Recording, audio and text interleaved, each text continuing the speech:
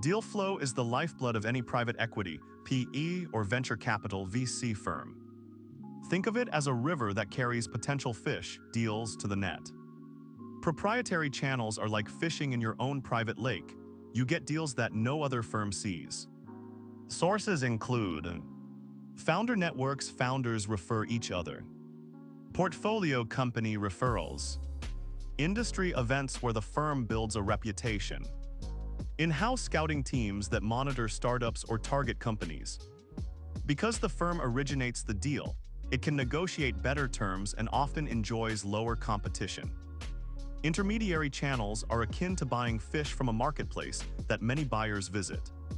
These come through investment banks, M&A advisory boutiques, broker deal platforms, for example, Axial Deal Nexus, corporate development groups. The upside is a larger volume of opportunities, but the downside is higher competition and often a higher transaction price due to the broker's fee. A balanced PE fund typically mixes both. Proprietary flow provides home-run deals, while intermediaries fill the pipeline and enable sector diversification. Explanation: every PE/VC house writes an investment thesis - a concise statement of what kinds of companies it wants to own and why. Aligning a deal with this thesis is similar to matching a puzzle piece to a picture. Strategic fit examines whether the target's business model, growth levers, and competitive position echo the firm's value creation playbook. For example, roll-up platform, digital transformation, growth stage, SaaS. Sector focus checks if the target operates in a sector the firm has expertise in. Expertise reduces execution risk, much like a mechanic fixing a car he knows well. If a deal fails either test, the firm usually drops it early, preserving time for better aligned opportunities. Some firms use a simple checklist. 1. Is the sector in the top 3 of the thesis? 2. Does the business model match a core value creation lever? 3. Is the company at the desired stage, early stage, growth, mature? Only when the answer is yes does the firm move forward. The first financial gate is a quick math test. Imagine you are a landlord deciding whether to rent a property. You compare rent income to purchase price and operating costs. In PE/VC, 3 common metrics are used. Internal rate of return, IRR, the discount rate that makes the net present value, NPV, of cash flows equal to 0. IRR solves sum from t equals 0 to n of CF sub t, divided by 1 plus IRR to the t equals 0. Where CF sub t is cash flow at time t, a typical PE fund may set a hurdle IRR of 20 to 25%. Multiple on money, MOM, total cash return divided by cash invested. MOM equals sum of distributions sub t divided by equity invested. An MOM of 2.0x means the firm expects to double its money. Net present value, NPV, present value of future cash flows minus the initial investment. NPV equals sum from t equals 0 to n of CF sub t, divided by 1 plus r to the t minus I. Where r is the firm's required return, often the hurdle rate, and I is the initial out. Thresholds are set before screening. IRR greater than or equal to 20%. MOM greater than or equal to 2.0x. NPV greater than $0. If any metric falls short, the deal is usually rejected or sent back for deeper review. These calculations are done on high-level projections. For example, 5-year EBITDA of forecasts and require only a spreadsheet, making the process fast and comparable across many opportunities. Once a deal passes the quick math screen, the next step is to see if the price makes sense. Valuation screening uses 2 main tools. Comparable multiples, comps, like checking the price of similar houses in the neighborhood before buying. For a target, you gather publicly traded peers or recent transactions and calculate multiples such as EV/EBITDA, EV/revenue, or P/E.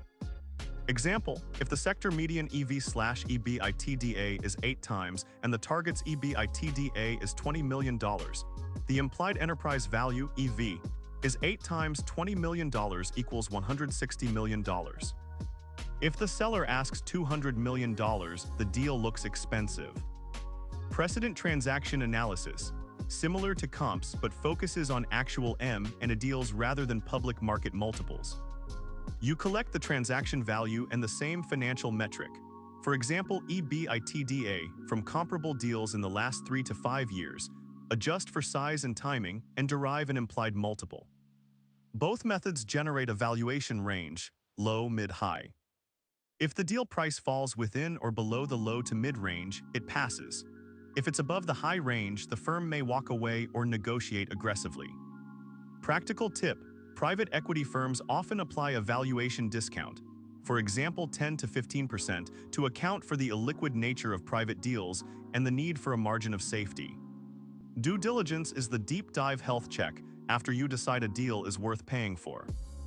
Because resources are limited, firms prioritize the most material risks using a checklist matrix and a scoring model.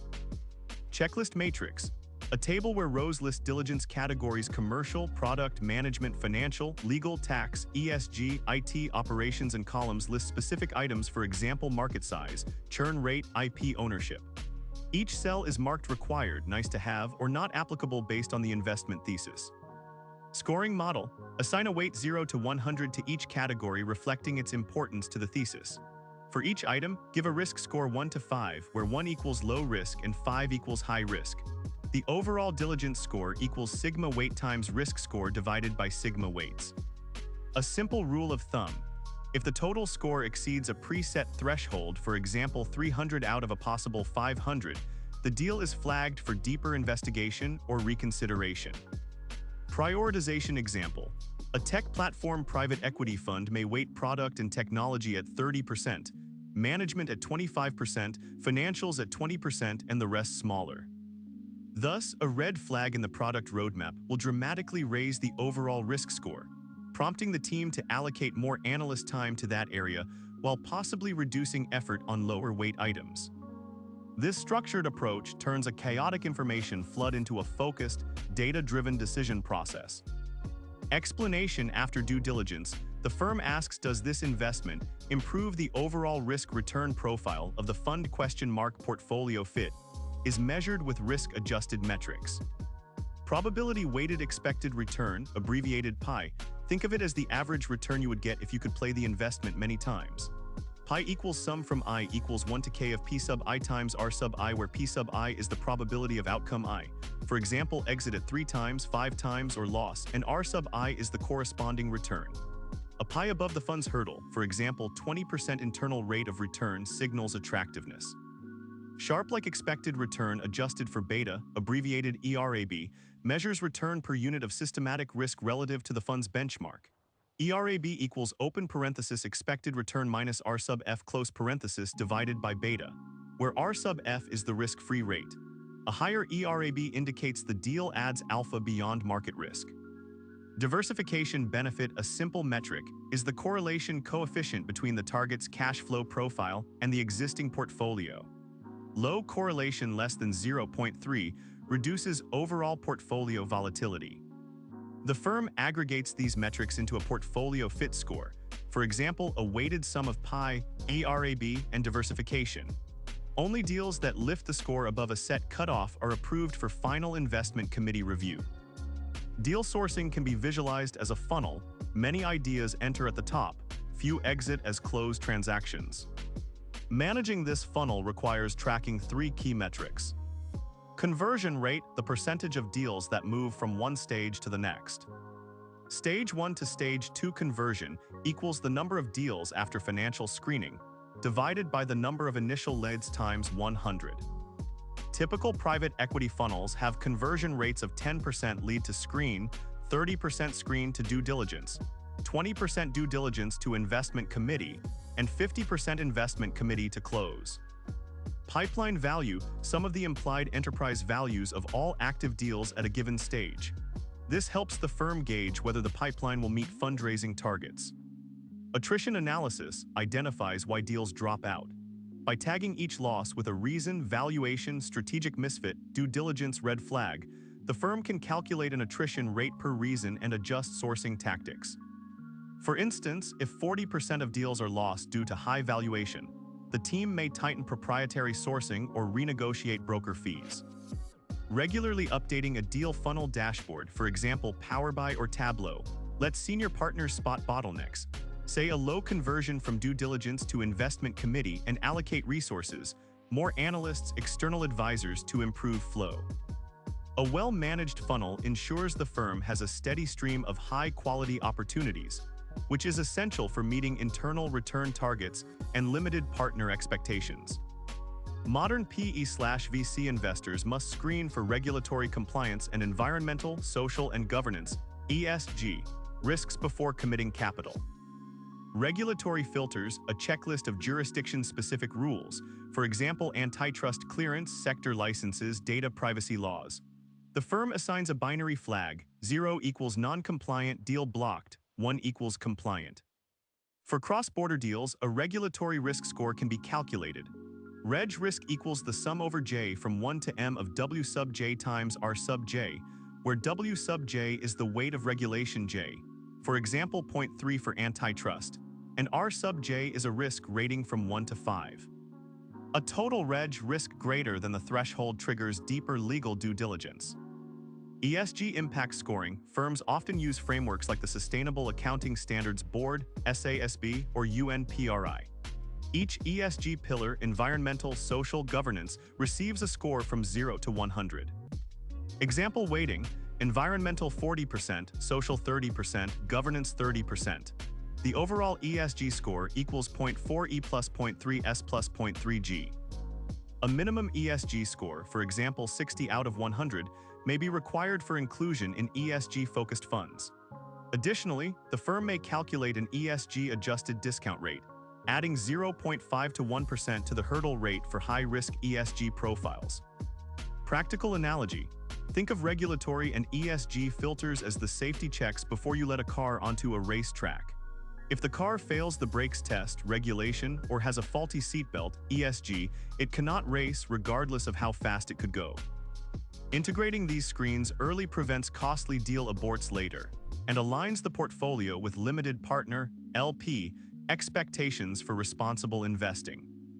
Explanation: below is a short exam-ready question bank that MBA students can use to practice case study analysis of deal sourcing and screening. Each prompt is paired with a suggested answer framework. Prompt: a mid-market private equity fund receives 120 inbound leads in a quarter. After proprietary screening, 30 deals move to financial modeling and 8 reach the investment committee. Calculate the conversion rates for each stage and discuss 2 actions to improve the funnel. Framework: compute stage 1 to 2 conversion equals 30 divided by 120 equals 25%. Stage 2 to investment committee conversion equals 8 divided by 30 equals 26.7%. Overall close rate equals 8 divided by 120 equals 6.7%. Recommend: A. Tighten lead qualification to raise stage 1 to 2 quality. B. Allocate more analyst time to due diligence to improve stage 2 to investment committee conversion. Prompt: using the following cash flow projection for a target, compute internal rate of return, multiple of money and net present value, hurdle rate 12%. Cash flows year 0 to 5. Negative 50 million, 10 million, 15 million, 20 million, 25 million, 30 million. Framework: internal rate of return. Solve the sum from t equals 0 to 5 of cash flow t divided by 1 plus IRR to the t equals 0. Answer approximately 18.4%. Multiple of money equals 10 plus 15 plus 20 plus 25 plus 30 divided by 50 equals 2 times. Net present value equals the sum from t equals 1 to 5 of cash flow t divided by 1.12 to the t minus 50, approximately 4.3 million. Since IRR is greater than 12% and multiple of money equals 2 times, the deal passes the financial screen. Prompt: a venture capital fund evaluates a SaaS startup with fiscal year 2024 revenue $8 million and EBITDA $1 million.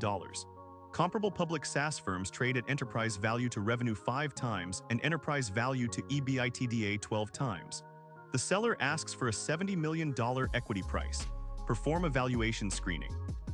Framework: using enterprise value to revenue, 5 times $8 million equals $40 million implied enterprise value. Using enterprise value to EBITDA, 12 times $1 million equals $12 million implied enterprise value. Both are far below $70 million, indicating the ask is overpriced. Conclude the deal fails valuation screening unless strong strategic synergies justify a premium. Prompt: explain how a probability-weighted expected return, 22%, with a downside scenario of 50% loss at 30% probability, influences the investment decision for a fund with a 20% hurdle. Framework: probability-weighted expected return equals 0.7 times 30% upside plus 0.3 times negative 50%, equals 21% minus 15% equals 6%. Since probability-weighted expected return 6% is less than the hurdle 20%, the deal is unattractive despite a high upside. The fund would likely reject or request a larger discount. Prompt: a private equity firm screens for environmental, social, and governance using a weighted score environment 40, social 30, governance 30. A target scores environment 70, social 50, governance 80. Compute the ESG score and decide if it meets a minimum threshold of 60. Framework: ESG score equals 0.4 times 70 plus 0.3 times 50 plus 0.3 times 80 equals 28 plus 15 plus 24 equals 67. Since 67 is greater than 60, the target passes the ESG screen.